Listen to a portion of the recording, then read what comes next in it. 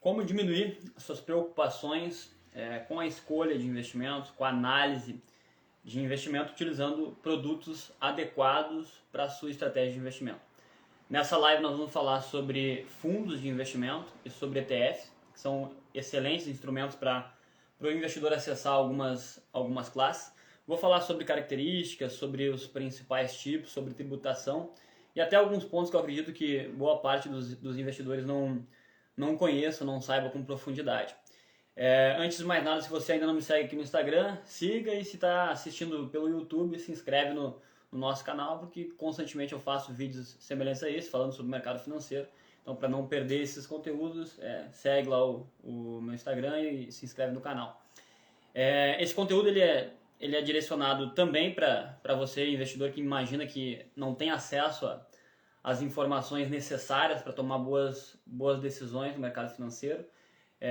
Na verdade é justamente para esse público, né? Porque eu vou mostrar aqui o quanto pode ser utilizado esses dois instrumentos que eu falei, tanto fundos quanto ETF, justamente para facilitar todo esse processo de análise que para muitos é algo difícil, é algo longe da realidade. E tu consegue ao mesmo tempo acessar classes mais sofisticadas que existem dentro do mercado financeiro.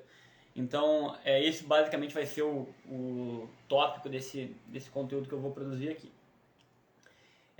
Mas antes de mais nada, acho que por que isso é importante, né? Por que o investidor precisa ter essa noção, saber exatamente o que é esse produto, o que são esses produtos, fundos de investimento e ETF. Acho que o mais relevante é tu entender que através desse produto tu consegue acessar essas classes mais complexas. Então é uma economia de tempo que tu faz, economia de tempo nesse processo de análise. E muitas vezes os investidores eles se apegam na taxa de administração, na taxa de performance ou até em outro custo que esteja atrelado a fundos de investimento e não fazem uma análise de que usando esse instrumento ele pode obter mais retorno, ou seja, ele pode ganhar mais dinheiro. Então se o ganho for maior do que, se a diferença de ganho entre usar um fundo de investimento e montar a sua própria carteira de investimento for maior do que o custo atrelado a um fundo, vale a pena usar o fundo de investimento. A dificuldade é basicamente analisar o fundo de investimento, escolher o fundo de investimento e não propriamente os custos. Então esse é o primeiro ponto e é um dos pontos que eu vou detalhar um pouco mais ao longo dessa live. Eu não vou fazer recomendação nenhuma de produtos de investimento, né, de fundos especificamente, dizer qual que é o melhor e qual que é o pior, até porque isso nem é possível, né, porque depende muito da classe, depende muito de quais são as suas estratégias, quais são os seus objetivos. Então, basicamente aqui eu vou falar sobre tipos de fundos de investimento, vou explicar essas características e também vou falar sobre tributação e, por fim, como analisar fundos de investimento. Como eu falei, a utilização de fundos de investimento é uma estratégia já validada no mundo todo, né? O mercado financeiro ele se move principalmente em função de movimentos de fundos de investimento. Então, normalmente, quem consegue fazer o preço oscilar com um alto grau de significância são os grandes fundos de investimento, né? E não o investidor pessoa física. E no mundo todo tem diversos exemplos aí de investidores que performaram muito bem utilizando esse instrumento, né? Inclusive criaram os seus próprios fundos de investimento. Como por exemplo, o Ray Dalio. Ray Dalio, criador de um fundo multimercado que é referência no mundo todo também. Peter Lynch, então Peter Lynch é outro investidor que todo mundo conhece e também criou o seu próprio fundo de investimento e é outro fundo de investimento que é conhecido no mundo todo, é uma das grandes referências do mercado financeiro. Então é um produto muito bom para te acessar diversas classes de investimento, né? Então aqui eu citei multimercado, mas pode ser direcionado para ações, pode ser direcionado para renda fixa. É basicamente um instrumento para te acessar alguma classe, né? Então esse é o primeiro ponto, né? Entender o que é um fundo de investimento. Fundo de investimento é basicamente isso, é um instrumento para acessar uma classe. Então a volatilidade que existe, o risco que existe, na maioria das vezes não é o próprio instrumento, e sim o que ele acessa. Por isso que depois, quando eu for falar sobre como que se analisa, tu não pode comparar simplesmente um fundo de investimento com outro. Tu tem que pensar em qual classe que ele investe, esse instrumento acessa qual classe, e a partir do momento que tu identifica que a mesma classe está sendo atingida por dois fundos, aí sim tu vai conseguir fazer uma comparação entre elas. Só que além disso, tu ainda vai ter que pensar em qual estratégia, né? Mas isso tudo nós vamos detalhar aqui ao longo dessa live. Então, fundos de investimento, como eu falei, é isso, é um instrumento para acessar determinadas classes, e ETFs também, né? ETF é um tipo de fundo de investimento. Então, até foi uma pergunta antes aqui da live, feita pelo Luiz Gabriel Pereira Rodrigues, né, sobre o que significava realmente ETF. Né? ETF é basicamente uma abreviação de Exchange Trading Fund. Então, é um tipo de fundo de investimento que tem uma gestão passiva. Um ETF ele tenta acompanhar um determinado índice. Né? Então, se tu pensar no Ibovespa, por exemplo, vai ter mais de 60 ações lá dentro desse índice, e cada uma com um peso diferente, um ETF vai replicar o desempenho desse índice. Ou seja, vai investir nas mesmas ações, nas mesmas proporções, de forma a acompanhar esse índice.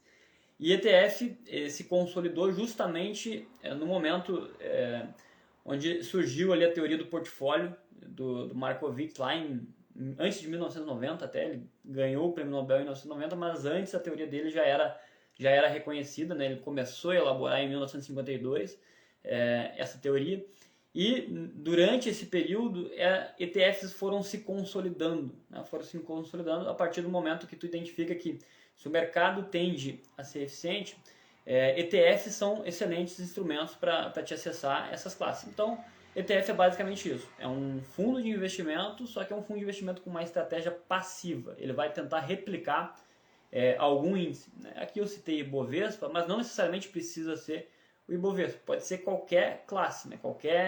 Pode ser um ETF que replica o CDI, pode ser um ETF que replica o IMAB, que é um indicador de referência para títulos híbridos de renda fixa, né, que são inflação mais alguma coisa. Pode ser um ETF que replica fundos imobiliários.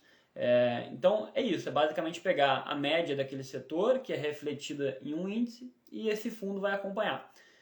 E qual que é a vantagem dele em relação ao fundo de investimento? Além de acompanhar toda a média daquela classe, ou seja, já tem a diversificação ali dentro, tu tem uma taxa de administração muito baixa. Então, normalmente é 0,02%, 0,3% de taxa de administração. Então, tu tem essa vantagem, tu não tem tanto custo, né? Mas, mais uma vez, é um instrumento que tu acessa uma classe. Então, o que tu tem que pensar é basicamente qual classe ele está acessando e se essa classe faz sentido para a tua estratégia. Né? Então, não adianta nada tu colocar todo o teu recurso em um ETF, por exemplo, imaginando que esse ETF vai te trazer um grande retorno porque já tem benefício da diversificação. Não, ele tem a diversificação dentro daquela classe, mas ele acessa uma classe. Então esse é um ponto, né? Tu pode utilizar vários ETFs, a proporção vai depender da estratégia que você está utilizando. Então, por exemplo, um investidor conservador, ele não vai colocar muito do BOVA11, por exemplo, né? Que é um ETF que replica o Ibovespa, porque é renda variável. Ele provavelmente vai colocar algum ETF que seja atrelado ao CDI, ou o IMAB, ou IRFM. Então é basicamente isso, né? Tu vai utilizar esse instrumento de acordo com a tua estratégia, de acordo com os teus objetivos e de acordo com o quanto tu aceita de risco. E é isso, né? Então, fundos de investimento e ETFs têm essas características semelhantes. Os fundos, normalmente, eles tentam bater o índice, né? Então, se é um fundo de ações, eles vão tentar ter um desempenho melhor do que o Ibovespa. Então, é uma gestão ativa, diferentemente dos ETFs. E um outro ponto importante, pensando bem nessa questão teórica, né? Quando um mercado ele não é eficiente por diversos problemas, que nós já falamos em outras lives, tem muita assimetria informacional, algumas pessoas sabem muito mais do que outras a respeito de coisas que impactam o preço. É mais fácil, tende a ser mais fácil tu conseguir bater o índice, né? Então, são esses profissionais que vão conseguir, né? Provavelmente. E não um investidor pessoa física, né? Porque é muito mais fácil tu ter uma equipe que está 100% focada nas informações de uma classe, saber de alguma coisa antes do que o investidor. E com isso obter algum retorno adicional, né? Ter mais retorno do que o investidor pessoa física.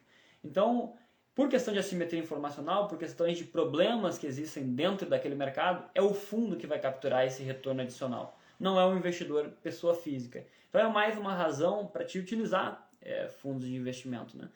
É claro, mais uma vez, né, eu ainda vou falar sobre como o que tu precisa analisar num fundo de investimento para que a escolha seja adequada, né? Porque assim como diversas classes do mercado financeiro, a classe até pode ser boa, né? Mas às vezes um produto acaba diferindo do outro em termos de qualidade de gestão, em termos de que produto que tem dentro daquele subproduto que está sendo vendido no mercado financeiro. Então, fundo de investimento é a mesma coisa. Tu vai ter fundos muito bons e tu vai ter fundos muito ruins. O ETF costuma ter um bom desempenho, né? Não vai ser um desempenho muito significativo, mas vai ser a média do mercado, e como eu falei em diversas outras lives, né? A lógica do capitalismo é que a classe ela cresça independente de qualquer coisa ao longo de um tempo. Até pode passar por um período de queda ali no momento de recessão econômica, mas num período mais longo ela vai subir. Ou seja, o ETF vai subir em algum momento. Agora, o produto específico dentro da classe pode ser que não suba, né? E aí, esse tipo de análise tem que ser feita em um fundo de investimento. Pode ser um fundo, por exemplo, que vai estar investindo em pouquíssimas ações, né? Ou pouquíssimos produtos de renda fixa. Isso acaba sendo um problema porque tu perde um pouco desse benefício da diversificação. E aí, uma outra categoria que também é fundo de investimento, falei sobre ETF, falei sobre algumas características de fundos, mas tem uma outra que às vezes é considerada quase que uma terceira classe, que é os fundos imobiliários.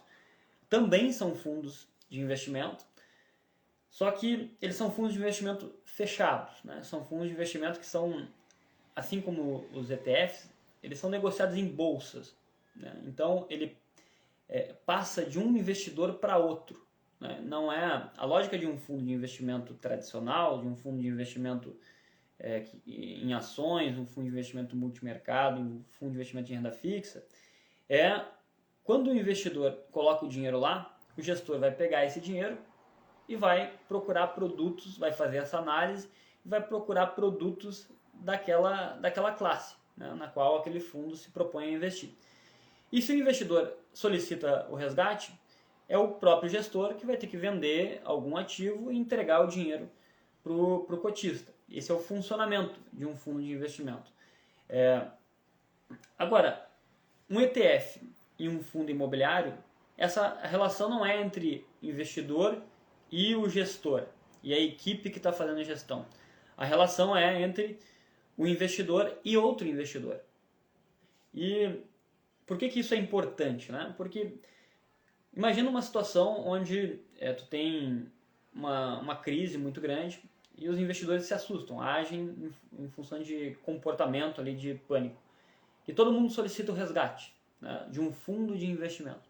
O que o gestor vai ter que fazer? O gestor vai ter que vender os ativos que ele tem dentro do fundo, os ativos que ele comprou, para resolver esse problema de saques, de muitos saques, de fluxo de caixa. Então ele vende e entrega para o investidor que está solicitando dinheiro. Só que ele está vendendo num momento que provavelmente não é o momento mais adequado. E nem só o momento, né? Porque o momento eu já expliquei que a maioria das vezes não interessa. Mas ele está vendendo um ativo que é bom, que ele não pretendia vender, e ele está tendo que vender porque o investidor está sacando. Então, esse é um problema que pode acontecer, que é o problema de liquidez de um fundo, e é até um ponto que dá para ser analisado na hora que tu for escolher o teu fundo de investimento, que quando tu tem um prazo muito curto, como por exemplo, eu solicito o resgate hoje, amanhã já está na minha conta. Isso às vezes é um problema, porque tu fica refém desses movimentos aí de pânico, né, até de otimismo exagerado, que é a preocupação que o gestor vai ter que ter com o fluxo de caixa e não com a análise, né? Então esse é um problema. Só que de ETF e de fundo imobiliário não tem isso. Não tem porque eles são fechados. né? Então, quando um fundo imobiliário ele vai abrir, vai buscar dinheiro no mercado, ele vai abrir uma vez só. Ele vai captar o recurso e ele vai ser negociado depois em bolsa. E como que isso é feito, né? Então, o fundo ele foi lá, captou esse recurso e ele vai fazer os investimentos que ele tem que fazer. Vai comprar um shopping, vai comprar um galpão logístico, vai comprar o que ele quiser. E a partir desse momento, o investidor que adquiriu essa cota de fundo imobiliário, ele não vai incomodar mais a gestão daquele fundo, incomodar entre aspas, né? Ele não vai fazer com que o gestor se preocupe em entregar o dinheiro para o investidor, porque esse dinheiro não vai voltar para o investidor. O investidor vai conseguir obter lucro ou prejuízo vendendo essa cota para outro investidor. Então as cotas ficam mudando ao longo do período ali da operação no mercado real. Então é uma percepção de valor, né? Não interfere em nada no que o gestor está fazendo. Tu pode até ter uma pressão por parte dos cotistas, né? Alguma assembleia, alguma coisa que faça com que a gestão seja afetada. Mas necessidade de pagar o cotista não afeta fundo imobiliário e também não afeta ETFs, né? Afeta fundos de investimento. Então esse é um primeiro ponto que já dá para ficar aqui para a parte de análise. Às vezes, quando tu tem um prazo muito curto para entregar o recurso quando tu solicitar, às vezes é um problema. Às vezes é um problema por essa razão. Tanto que fundos de investimento que performam muito bem, a maioria das vezes ele tem um prazo ali de resgate mais alto. 30, 60 dias, alguns até um prazo maior do que esse, né?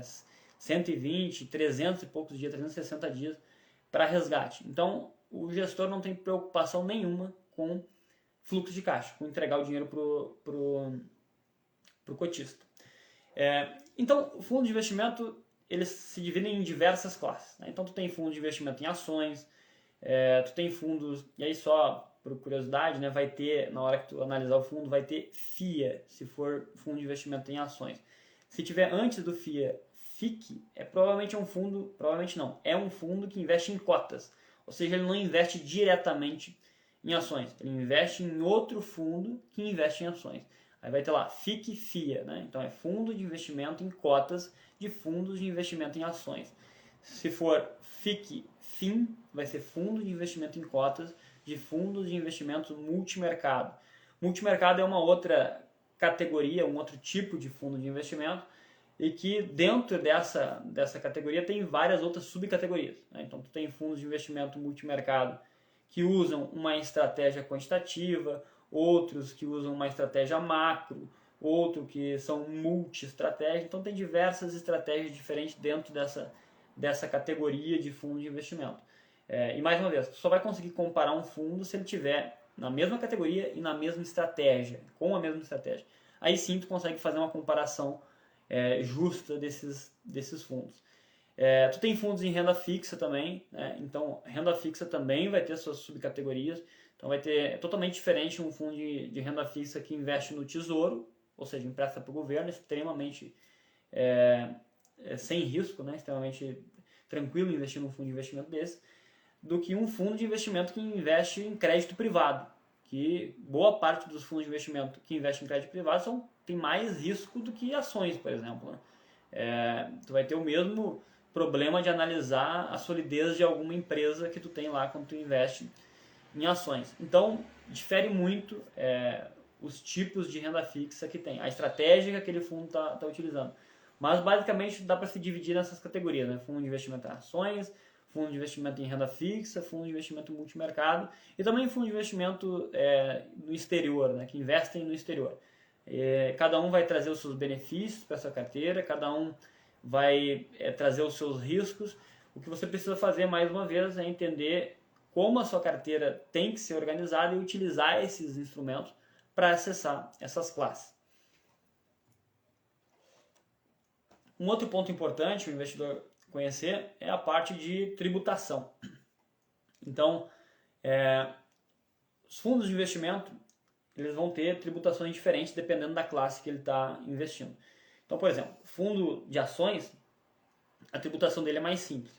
Você vai pagar 15% de imposto de renda sobre o lucro. né? Então, é basicamente é simples esse planejamento aí, tu não tem que te preocupar tanto com prazo e tudo mais, né? Mas lembrando que não tem que te preocupar com prazo pensando em tributos.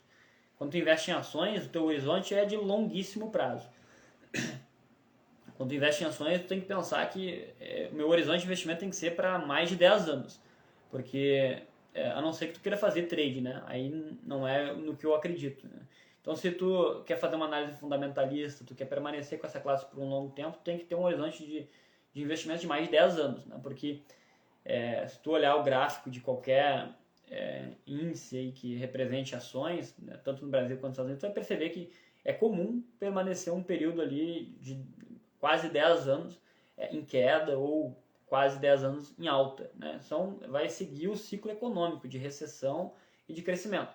Então é basicamente isso, tem que estar preocupado com a classe que tu tá investindo.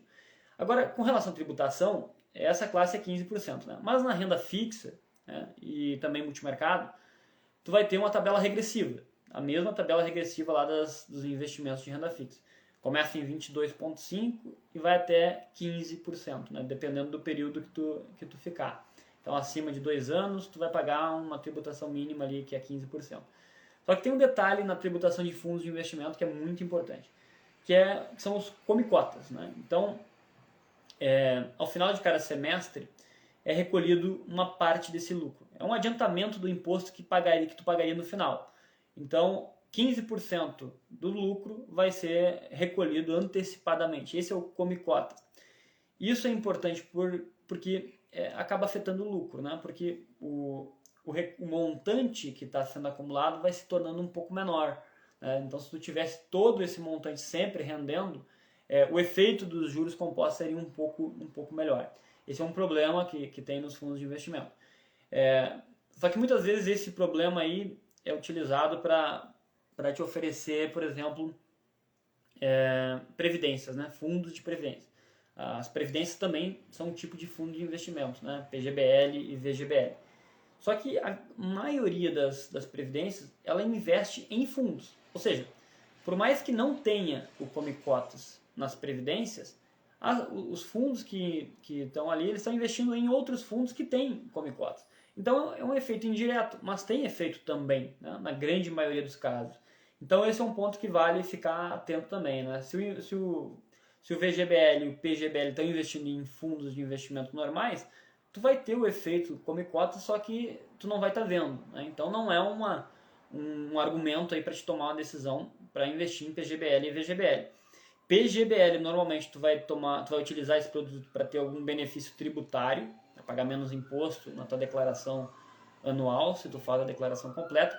E VGBL é muito mais voltado para quem está pensando em planejamento sucessório, né? Então tu vai ter um instrumento aí que vai fazer com que as pessoas que são os beneficiários daquele produto consigam acessar mais rápido, sem precisar passar por inventário e tudo mais, né? Então é um produto para parte de planejamento sucessório. Esse é um outro ponto importante. Então esse efeito do come-cota vale o investidor ficar atento, porque acaba impactando um pouco o retorno, né? Bom, indo para a parte final, o que é importante então o investidor ficar atento, né? Na hora de analisar. Então a primeira coisa que eu já falei é comparar fundos da mesma categoria, né, da mesma classe, que tenham estratégias semelhantes. Só assim tu vai ter uma comparação justa. Diferente disso, não vai ser adequada a tua comparação. Uma outra coisa que normalmente os investidores fazem é analisar apenas retorno. Analisar retorno é importante, esse é um primeiro ponto. Agora, só retorno é totalmente incompleta a análise, e o período que tu está analisando, ele também é importante. Então, analisar só 12 meses, por exemplo, é totalmente insuficiente. Como eu falei ao longo da live, a classe de investimento ações, o horizonte de investimento é muito longo, né? Então, se tu olhar só 12 meses, provavelmente o desempenho não vai refletir o risco que tu está correndo. Então, tem que olhar um período maior, né? Então, para essa classe, o período tem que ser maior do que para classe atrelada ao CDI, por exemplo. Renda fixa atrelada ao CDI. E esse é um ponto, né? Tu tem que olhar, fazer uma comparação entre retorno de fundos da mesma classe num período longo. Esse é um ponto importante. Ver como ele se comportou, como os dois fundos que tu está comparando, ou mais, dentro da mesma classe, como eles se comportaram ao longo de crises, por exemplo. Isso tudo é extremamente importante, né? Então, essa rentabilidade é importante. Analisar objetivos do fundo. Outro ponto importante, né? O que aquele fundo espera? Né? Ele está fazendo... isso vai afetar também, isso vai estar ligado à estratégia do fundo de investimento, né? Porque isso tem que ser compatível com o que tu espera. Né? A tua estratégia de investimento é o que vai definir tudo. Né? Então, esse é um ponto importante. Taxa de administração. Esse é quase que um critério de desempate, né? Porque a taxa de administração é importante, é um custo que tu tem quando tu investe num fundo de investimento. Só que se o fundo está muito bom, se ele está te rendendo muito lucro, está te trazendo muito lucro, e trouxe historicamente, às vezes a taxa de administração não é um problema. Mas se tu tiver que escolher entre fundos que estão tendo o mesmo desempenho muito parecido, a taxa de administração é um custo que tu vai ter que vai impactar um pouco o teu retorno, então é melhor pagar menos, né? Do que ficar pagando uma taxa um pouco maior. Analisar o que tem dentro da carteira, outra coisa importante, né? Porque somente tu analisando isso, tu vai ter uma noção do risco que tem ali dentro. E aí a lógica é a mesma de qualquer outro investimento, né? É risco e retorno. E se tu quiser fazer uma análise um pouco mais detalhada sobre fundo de investimento e sobre essa questão de risco e retorno, tu pode analisar o índice Sharpe, né? Que é o índice que mede o quanto o risco está sendo remunerado. E isso é para isso que tu olha a composição da carteira de um fundo de investimento, né? Para ver que ativos tem ali. São ativos muito arriscados, então tu tem que exigir um maior retorno, né? Essa é a lógica para tudo no mercado financeiro. Se existe mais risco, tu tem que exigir maior retorno, né? Então, se eu tiver dois produtos do mesmo nível de risco, ou melhor, tiver dois produtos com o mesmo nível de retorno e um com menos risco, eu vou escolher o que tem menos risco. Né? Isso vale para qualquer coisa e para fundo de investimento não é diferente. Então, o que nós aprendemos até agora? Nós aprendemos que fundos de investimento e ETFs são instrumentos para te diversificar a tua carteira. Quando tu compra, tu já tem a diversificação dentro de uma classe. Então agora o que tu tem que fazer é utilizar esses fundos de investimento para diversificar entre classes. Né? E aí cada classe na proporção do quanto você aceita de risco, na proporção compatível com os objetivos que você tem dentro do mercado financeiro e em função disso aí você faz essa análise que eu falei, né? Pensando em objetivos do fundo, rentabilidade, risco que tem ali dentro, taxa de administração, fazendo uma análise num horizonte compatível com aquela classe, olhando o que tem dentro do fundo de investimento, porque aí você vai utilizar esse instrumento da forma correta. Você vai delegar a função de escolher os ativos que estão dentro da carteira para um profissional, para uma equipe profissional. E aí um outro ponto, né, que eu estava esquecendo já, que é extremamente importante na hora de analisar fundos de investimento. Tu precisa analisar também o gestor e a asset. Né? Então, ver se aquele gestor que está conduzindo esse fundo de investimento, que está fazendo a alocação, se ele já se provou ao longo do tempo, se ele já investiu, já passou por momentos de crise, se a gestora é uma gestora que o mercado já conhece, tudo isso é importante. Isso eu acredito que seja até mais importante do que as outras coisas que eu falei anteriormente. Entender o gestor, entender como o gestor como foi o desempenho do gestor ao longo do tempo é extremamente importante, como foi o desempenho da asset ao longo do tempo é extremamente importante. Investir em assets mais tradicionais às vezes é algo mais conservador, mas faz sentido porque o fundo precisa ter provado para o mercado financeiro, o gestor precisa ter provado para o mercado financeiro que ele consegue ter um desempenho bom mesmo em momentos de dificuldade. Tu consegue testar até aquela parte de fluxo de caixa, de muitos investidores sacando ao mesmo tempo, tudo isso é extremamente importante. Então, esses foram os principais pontos aí da nossa live de hoje. Se ficou alguma dúvida, pode deixar aqui nos comentários, né? Eu vou utilizar a próxima live justamente para aprofundar um pouco mais sobre outros produtos que tu pode utilizar dentro do mercado financeiro para aumentar a diversificação da tua carteira. E aí, dependendo, se você tiver alguma dúvida pontual, deixa aqui que eu já uso essa dúvida para o assunto aí para a nossa próxima live. Certo? Um abraço, até a próxima.